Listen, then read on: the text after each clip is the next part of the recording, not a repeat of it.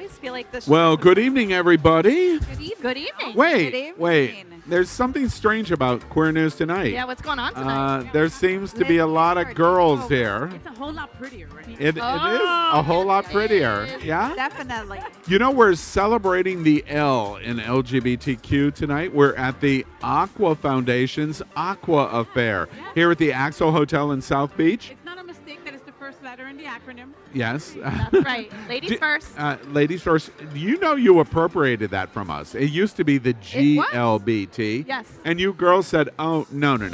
We come first. Yeah. We are It first. sounds a lot nicer, Yeah, too. Let's be sounds. honest. Well, we're going to have an interesting show. Yeah, we are. A lot of news about the girls. Yes. All right.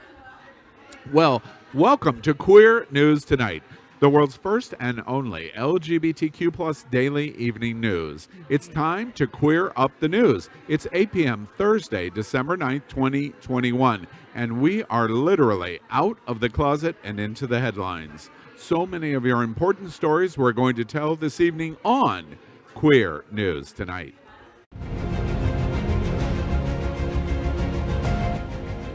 This is the world's first live daily LGBTQ evening news show, literally out of the closet and into the headlines on Queer News Tonight with Al Ferguson. Thank you for joining Queer News Tonight. This is the world's first and only unedited live LGBTQ plus evening news show. Whatever happens, you will see it. Queer News Tonight is supported by viewers like you. We're part of the partnership between Happening Out Television Network and Hotspots Magazine. Hotspots is celebrating 36 years of the LGBTQ plus experience. We bring you the best of LGBTQ plus news, entertainment, and support of our community. I'm your anchor at Queer News Tonight, Al Ferguson. Let's welcome anchor Faye. What? She is a radio and television personality and has a popular blog and YouTube channel aiming to unite the capital L, standing for lesbian, with the small g, standing for gay, together. She is a hostess and MC for many South Florida events, an animal advocate and owner of Faye's Fur Family, and is the anchor of the travel news show Happening Out Travel. Also, make sure you catch the new Faye What Show, the first morning LGBTQ morning show, Mondays at 9 a.m. Eastern, starting on January 10th. Good evening, Faye. Good evening, everyone. And I'm so excited. One, because of the announcement that my show is going to air on January 10th, debuting, right? But secondly, because I'm surrounded by all these beautiful women. And then there's you. You. Wow. At least you wore a clean shirt. Thank you, Al. All right, let's continue. Let's welcome anchor Nora Rotella, a founding partner of Rotella and Hernandez, a full-service immigration and family law firm. She's a Supreme Court certified family law mediator and was co-chair of the Gay and Lesbian Lawyer Association and winner of Florida's Legal Elite Award. Good evening, Nora. And by the way, your wife is at the other end, just in case you didn't know. I'm so happy that they put her on the end because I've been looking at all the beautiful women coming into Aqua Fair tonight. So thank you, Faye. And now let's welcome anchor Lexi Gosa. I'll move right along. Hope Patty didn't hear me too much. Chair of the Miami-Dade Gay and Lesbian Chambers Women Empowerment Council, board member of the Aqua Foundation for Women. She's also the former founder and president of PFLAG Melbourne and former president of Space Coast Pride. She owns a State Farm insurance agency in downtown Miami, is certified as an LGBTQ plus business enterprise by the National Gay and Lesbian Chamber of Commerce. Good evening, Lexi. Good evening, Nora. I love the way Nora says my last name. Just saying. Gosa. Lexi crushing on my wife. Yeah, a little bit. Let's welcome Patricia Hernandez from Rotella and Hernandez Immigration and Family Law. Throughout her career, she has represented individuals nationwide in their immigration matters, including same-sex couples, immigrants with criminal histories, and business immigration clients. She is the recipient of the Miami-Dade County Bar Association Visionary Award, the Miami-Dade County Hispanic Affairs Advisory Board's Community Champion Award, and Saves People's Luminary Award. Welcome, Patricia. Good evening, everyone. So happy to be here with all the women and Al. And now. And your wife, who's sitting over at the end. Yeah. I'm a little distracted with the women coming in. That's okay. We are the reporters from Queer News Tonight, and this evening we begin with the queer headlines. The LGBTQ plus community in South Florida and across America is diverse. Our community across the world is vast, and here are the bullet points of the queer news for today, Thursday, December 9th. Well, before we jump into the headlines, let's tell everybody what we're doing. We're here at the Axel Hotel here in South Beach in Miami.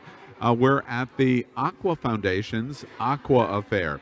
And as you know, Aqua is one of the top South Florida and really the nation, but one of the top lesbian organizations, advocacy organizations that exist in scholarship, support of trans, and so many issues that relate to women. And of course, as a celebration of that, we've come to do the first time ever Queer News Tonight in a girls setting to celebrate the L in our LGBTQ community here at the Aqua Foundation. You know, and everybody knows the Aqua Foundation because of Aqua Girl. It's one of the biggest lesbian weekends, and it's down here in South Florida. And if you're a lesbian, you know, you've been there, right? Are you a lesbian? Or have an ex-girlfriend that you got there, right? And probably returned there too, right? Yes, ma'am. Anyway, but you know, the Aqua Foundation does a lot more. They also give these amazing scholarships to these women. They empower women. They do so much. And you know, I love them for it. You know, I'm emceeing the event tonight, the Aqua Affair. When Grace asked me, I was like, of course, how could I not? You know, Grace Lopez, I'm sorry. She, you know, and you know, these girls have been on the board, or they've also served as servants for the Aqua Foundation. I mean, you guys have given more than $500,000 in scholarships, 700,000, right? 700,000, and I believe it's like 82 scholarships.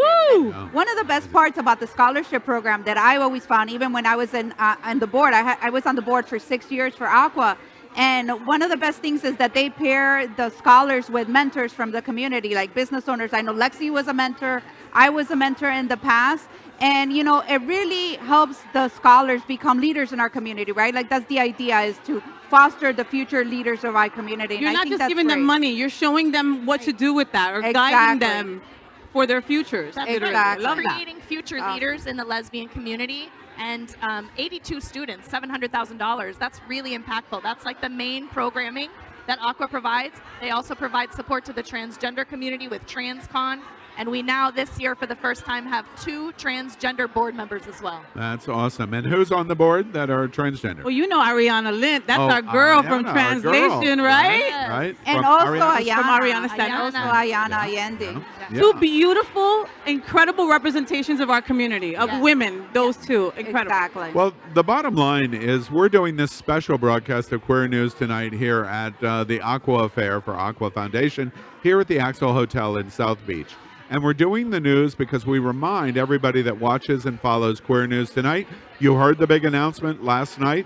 We're going to Roku, and we're becoming broadcast television. In Roku, Apple TV, all you have to do is say, Siri, tell me some stories about lesbians. And this is going to come up. And then a picture of me next will pop year. up like this. Also, this is a great opportunity. We continue to talk about it.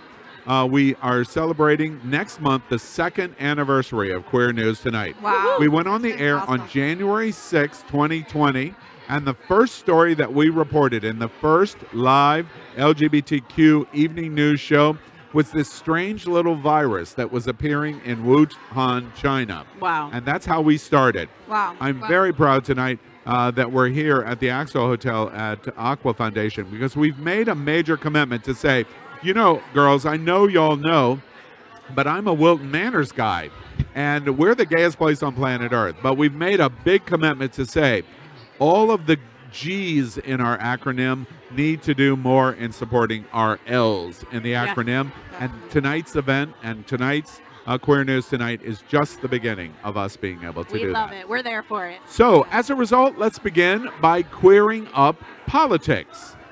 Let's do a masculine story. Oh, Lord. For Tucker, your boyfriend. right? Tucker Carlson. He's my boyfriend, by the way. Yeah. Don't talk bad about him Nope. now. All right. Tucker Carlson claims COVID feminizes men by taking away their life force. Fox host Tucker Carlson is now claiming that COVID-19 feminizes people and that no one ever says that except for brave truth tellers like him. Carlson was speaking on his Fox Nation show, Tucker Carlson Today, with far-right British politician and Brexit leader Nigel Farage about the UK Prime Minister Boris Johnson.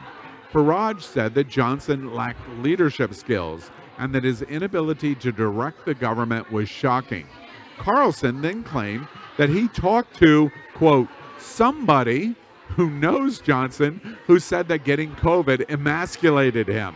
It changed him. It feminized him. It weakened him as a man. But the virus itself, this is true, does tend to take away the life force in some people. I notice apparently because men have more life force, end quote, than women. I mean, it does I'm sorry, that's not the end of the quote. I mean, it does feminize people, Carlson said. No one ever says that, but it's true, end quote. Men have more life force than women, and we actually create life. Yeah. Hold on, I'm trying to figure this out here.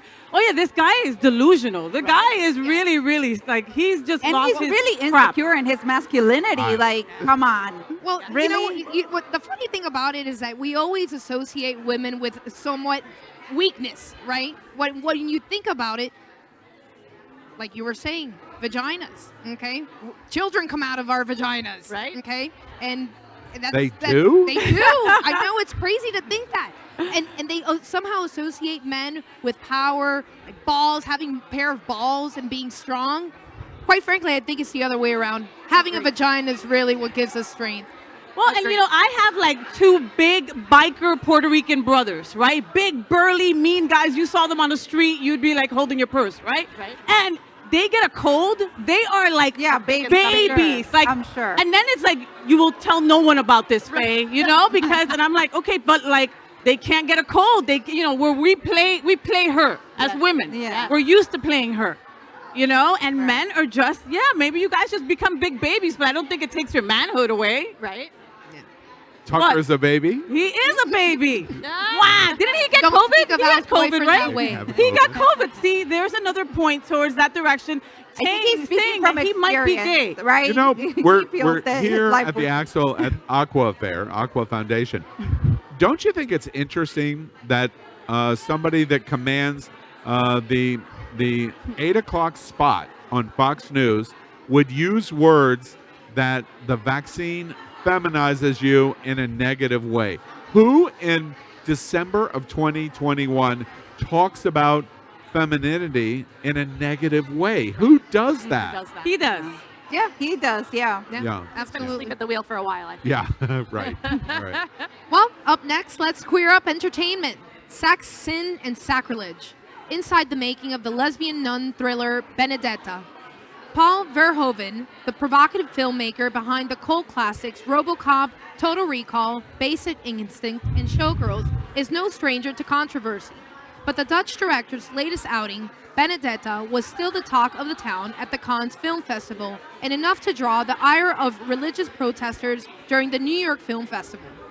Directed by Verhoeven, 83, and co-written by him and David Berg, the titillating thriller tells the story of Benedetta Carlini, played by Virginie Efira, a 17th century Italian nun who becomes entangled in a forbidden lesbian love affair with a novice named Bartolomea, Daphne Patachia, all while claiming to have visions of Jesus that elevate her position as a leader of her convent. While some believe Benedetta is a true mystic, others, including the former Mother Superior, Academy Award nominee Charlotte Rampling, and the nuncio Lambert Wilson, question whether she has ulterior motives, resulting in a trial that ends Benedetta's reign as an abbess. According to the New York Times, it is believed to be, quote, the most complete account among the handful of lesbian love affairs on record from antiquity until modern times. You know, Quote, my first observation, aren't all lesbian love affairs forbidden? No? No? Only in your house. Ow. Oh, in my house. This story, you had me at titillating. I have a confession to make. I had an You're a ex-girlfriend. nun. No, I was a nun. for a night because I had an ex-girlfriend who was like had this like whole fantasy about like being with a nun, and I dressed up as a nun. Where is that nun outfit today? Your wife wants that outfit. Oh my God. She's like, seriously. my turn. But Yes, but so- that is my go-to. So it is very titillating. I can't say that. No, but I thought I was the only one. That is my go-to porn. Is nuns. Nun porn? Yeah, hot Asian nuns. Oh my God. Look it up. Look it up. That's not a real thing. Hot Really? Asian I'll nun- send you a link tonight. No, okay, I will. All right. Okay. And with that, we are going to queer up business. Woo, it got hot all of a sudden. Yes. Alice DeRock is expanding the sex toy industry. Yes, I'm so happy I have the story. All right. Alex DeRock is expanding the sex toy industry to be more inclusive. Wet for her. WF, wet for her. What? A lesbian and queer-focused sex toy company has launched into its next step to make the industry more inclusive. The company now has a line of toys specifically designed for transgender, non-binary, intersex, and gender non-conforming folks. Creator and founder Alice DeRock is working to bring gender-affirming sex toys to all members of the LGBTQ plus community with her new line of trans masculine products and an array of non-binary inclusive toys that are in the manufacturing stages. According to DeRock, the inspiration behind the product expansion came from the fact that the WFH has the pride flag in its branding. It can't include that without serving all members of the community. DeRock said, quote, "It's not about putting out some products and selling them. It's totally different. It's quite a journey to change your orientation or your sex or your identity. So we want to make it correctly. We want to make it right," end quote. Awesome.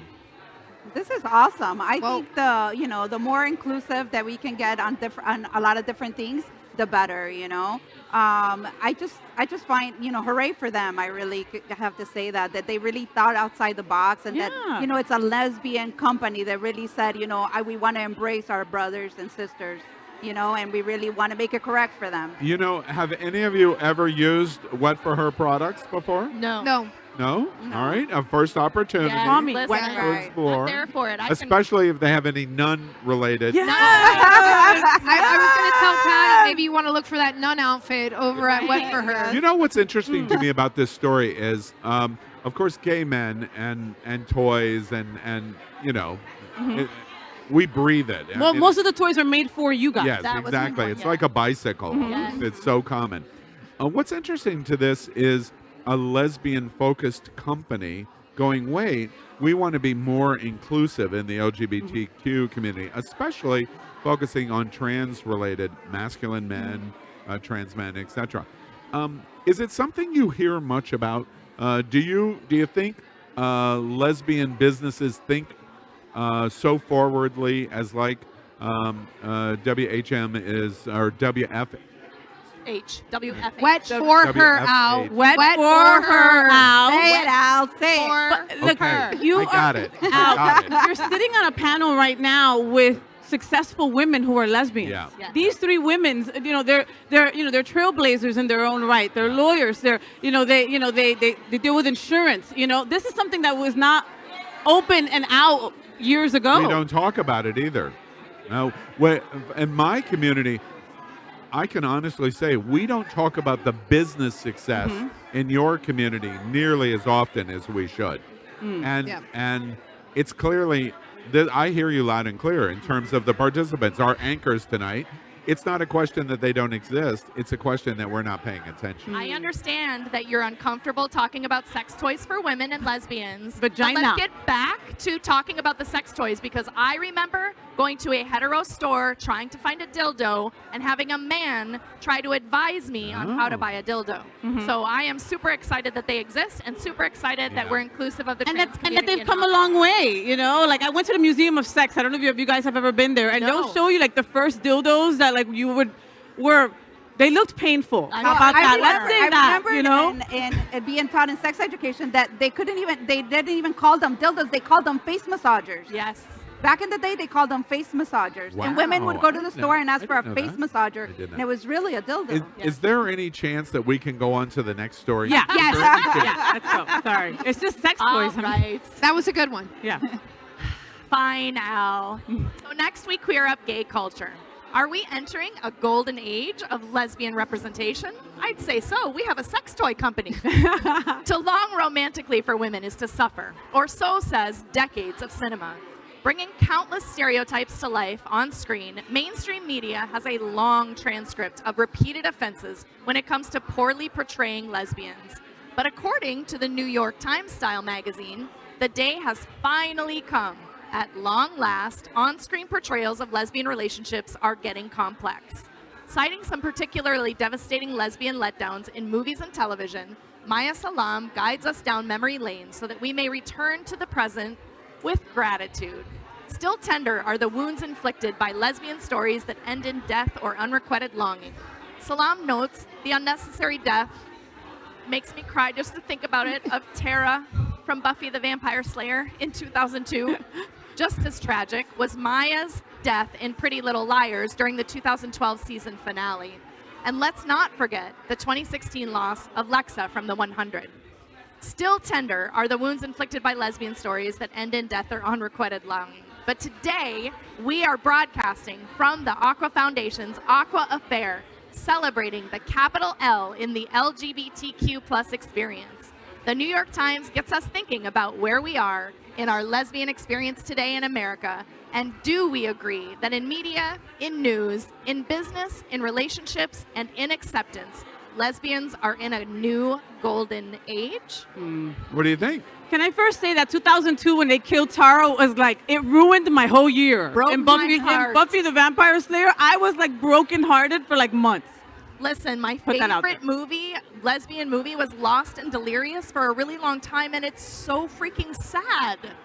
Like, she kills herself in the end. Oh my God. Well, And They that, all and that was what end we like had that. to look at. They all end like that. Like at the end, Awful. instead of being like, oh wow, this is like great, you know, I'm gonna be with my partner forever. It's like, oh my God, the end is coming. Yes. You know, it's like, yes. geez, And you what's know? the moral, right? Don't be a lesbian. Don't love Exactly. women. That's the moral, Exactly. right? Because So- then she's gonna die. right? Somebody's gonna die. Well, you know, with that in mind, do you think, can you see the arrival now? The New York Times talks about it as the golden age of arrival for the lesbian community. Do you think you've arrived, or do you think you're on the verge of arriving? We're Where on the are verge. you? In, We've come a long way, but I think we still have a very long way to go, right? Yeah, especially, I mean, you can really see it even in just representation at events, right? Like even yesterday, there was only a handful of us at the party. So I think, you know, we're still a long way from like being represented in the community. Equally, right? do you all agree with that? I agree with them both. You know, I think there's still a long road ahead of us. Yeah, and and there's how- a lot of work to be done. And how we're portrayed. Thank God for Right. GLAAD and places like that help that, you know, that agenda. But, you know, for me, I still don't see myself portrayed on screen. Exactly. When it comes to the lesbian character, she's always portrayed as butch. She's always portrayed as very boyish, masculine. You know, you rarely just see like a femme, like the four of us are, Right. portrayed on TV, and then she's a lesbian. Does it- Except, thank you, Eileen Shaken.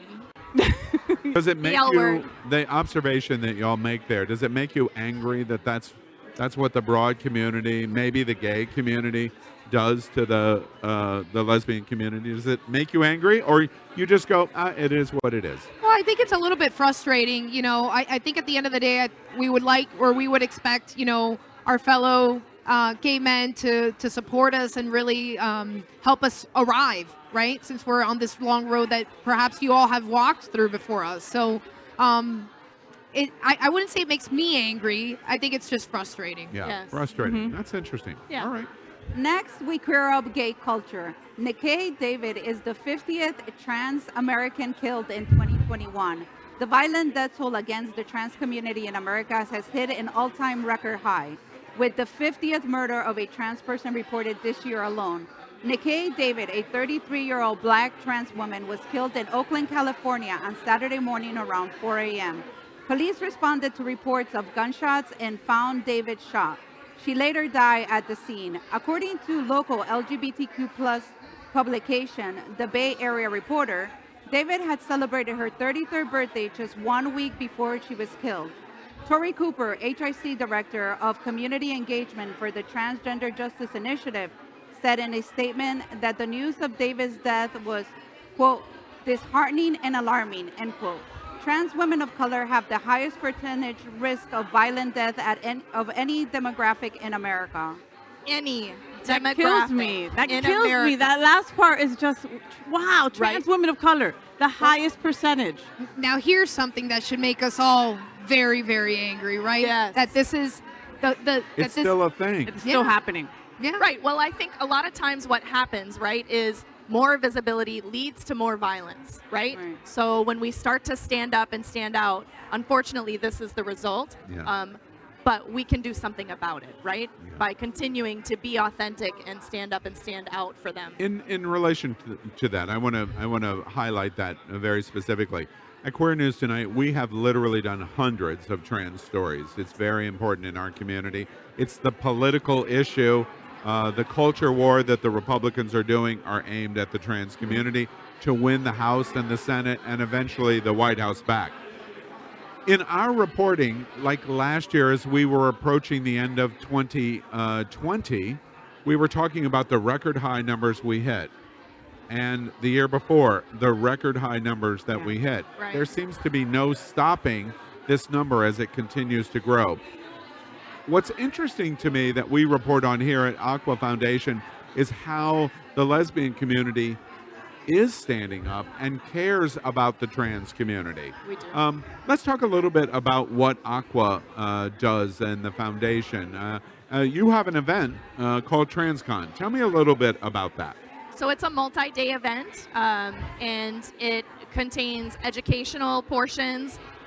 It's open to everyone, obviously, but the content is targeted to the transgender community to help them locate resources and get education on how to be safe, right, and how to transition safely and get resources through their employer and other things like that. How to come out to their parents. I mean, like such incredible workshops that they have. Yes. And it's for a whole entire weekend, all day long. And I mean, it's a wonderful, wonderful event. And I think one of the important things is that the conference is planned by and for trans women and trans folks. So, you know, the trans community gets involved in planning the conference, and they're the ones that select the speakers and get to make the decisions as what's best in the conference for them. Right. And the workshops that they host, I mean, I know that Patty and I have both been on some of the workshops when they break out into the different groups, and they have a name change clinic, they have a gender marker clinic, they have a clinic where folks who have been victims of domestic violence, what is out there, what are the resources here in Dade County and Broward County for them if they are facing a situation where they're in fear of their life for violence or stalking. So I think it's a fantastic event that Aqua puts together. At the end of the day, it's for the community, and it's us lesbian women making sure that we're taking care of our T's. Yes. Well, and I would have to say in closing this story, we're breaking news tonight at Queer News Tonight because we're here at Aqua Foundation's Aqua Affair, and we're very happy to announce, we've heard from Grace Lopez, the executive director of Aqua, that TransCon is going to come back in 2022. There's going to be another commitment to do it in later in the year in 2022.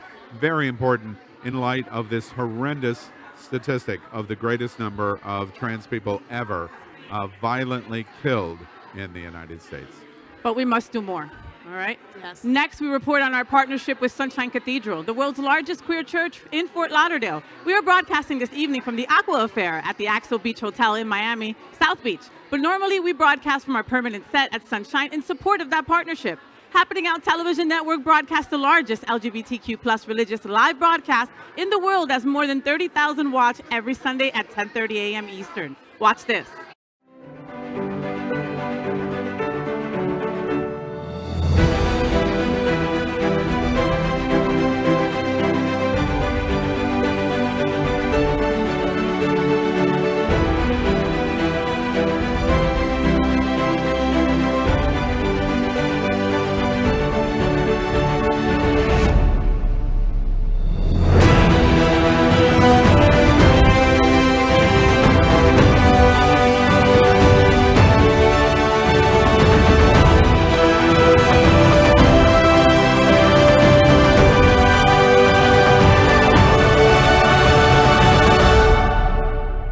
Hi, my name is Misty Eyes, and I'm the Director of Transgender Services, Women's Services, and Education Training at SunServe. And Sunshine Cathedral is my queer church. Well, we finished tonight's queer headlines with a segment we call LGBTQ plus Flash News. LGBTQ plus Flash News. Laverne Cox says she is so proud of JoJo Siwa. Our Icons on Icons scrapbook just gained a new entry. Groundbreaking, multi-hyphenated, and Orange is the New Black star Laverne Cox was hosting E's red carpet coverage of the People's Choice Awards on Tuesday night when who should shimmy up to the mic but teen mogul and Dancing with the Stars runner-up JoJo Siwa. The Haribo icon was nominated for Best Competition Contestant, an honor which she won, of course. So we should have been more prepared for the legendary meeting, but alas, we were not. The young star has since embraced her position as a wildly popular role model, consistently using her platform to encourage and uplift LGBTQ plus youth. Siwa made history on Dancing with the Stars this season as one half of the first same-sex couple to compete on the long-running competition show. She and dance partner Jenna Johnson won the first perfect score of the season and ultimately placed second overall.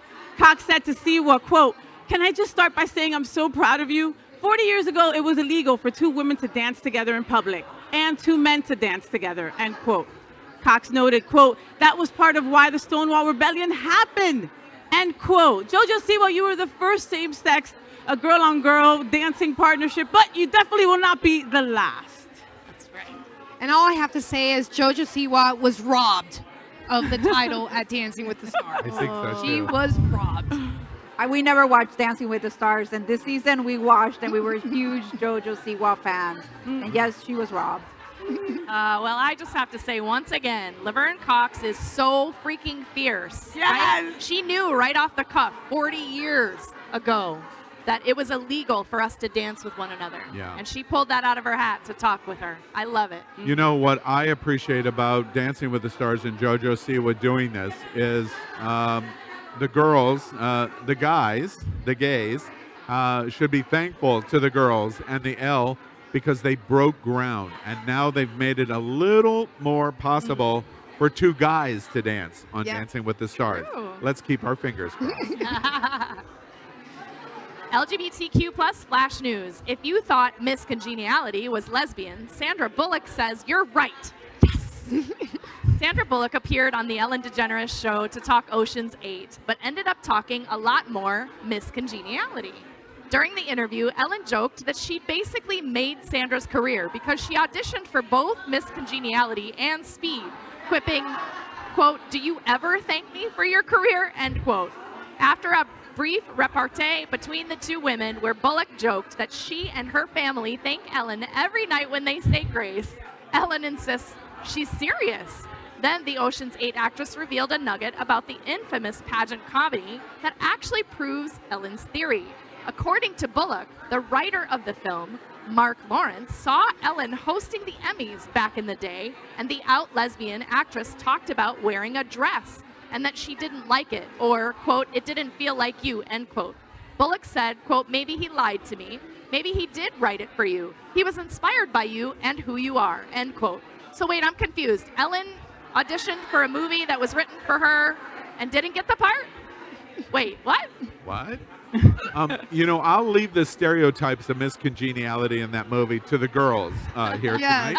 The one thing that I think of that still makes me kind of choke up a little is I really, really believe in world peace. Ellen is gay? What? I knew it. I knew that Miss Sandra Bullock's character in that Miss Congeniality was gay. I knew it. I told you she was a lesbian. Sandra Bullock would make a great lesbian. That's all I have to say. Have you seen The Heat? I mean, come on. Back off, girls. Back off. So that is today's news for the LGBTQ plus community on the world's first and only daily LGBTQ plus evening news show. Is our community important to you?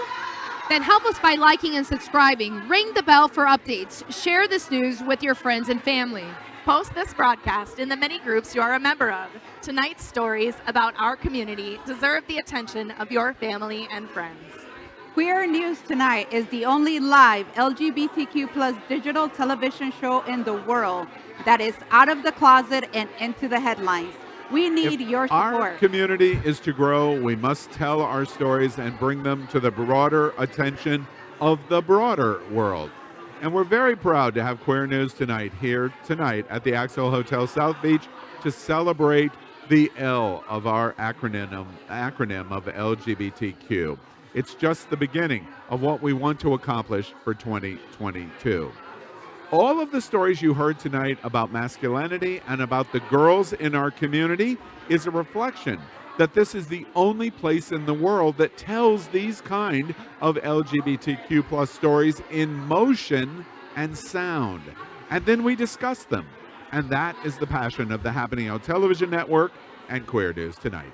I'm your anchor, Al Ferguson, and on behalf of these LGBTQ plus reporters, tonight, all lesbians, the anchors of Queer News Tonight, including Faye Watt, Nora Rotella, Lexi Goza, and Patricia Hernandez.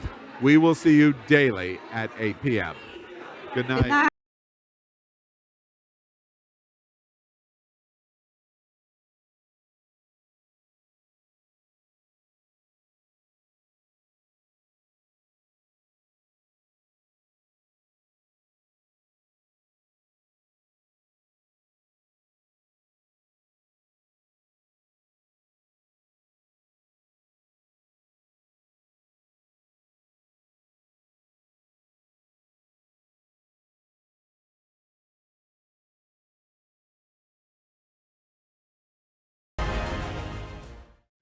LGBTQ plus news is vital for our community and for the broader world as a whole.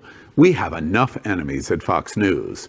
Tucker, Sean, and Laura are loud.